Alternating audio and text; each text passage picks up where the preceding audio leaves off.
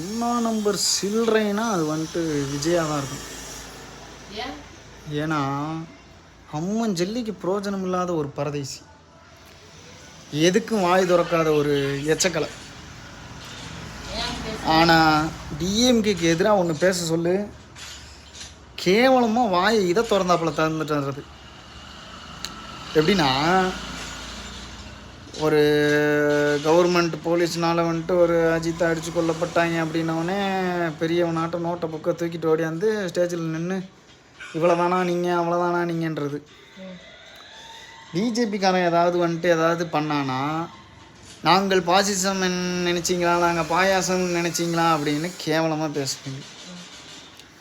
ஒன்றாம் நம்பர் தற்குறி அப்படின்றது ஏன் தெரியுமா பேர் வச்சுருக்காங்க? திராணியே இருக்காது, ஒரு தைரியமே இருக்காது ஒருத்தனுக்கும் கூட. என்னது, ஒருத்தனுக்கும் கூட ஒரு தைரியமே இருக்காது. டிவிக்கே எச்சக்கலை பாய்ஸ் இன்னும் எவ்வளோ நாள் இந்த மாதிரியே பேசிட்டுக்க போகிறீங்க? கவின் படுகொலைன்னா என்னன்னு தெரியுமா? அதில் டிவிக்கே தொண்டர்னு ஒருத்தன் மெண்டல் மாதிரி வந்து சொல்லிட்டு இருந்தேன். என்ன சொன்னான்னா, அவங்க ஓட்டு வேணும்ல, அவங்க எப்படி கவின் கொலைக்கு எதிராக பேசுறது?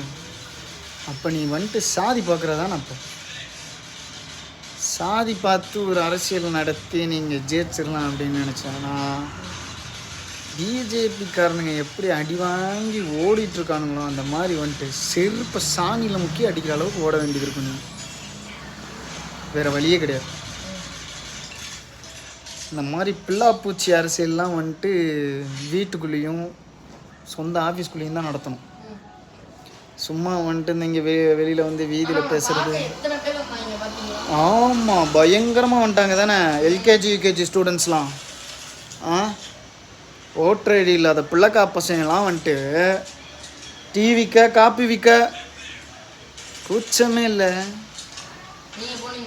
அக்கா ஒரே ஒரு தடவை ஒரு ப்ரெஸ் மீட்டை சந்தித்து கேட்குற கேள்விக்கு மட்டும் விஜய் பதில் சொல்லு.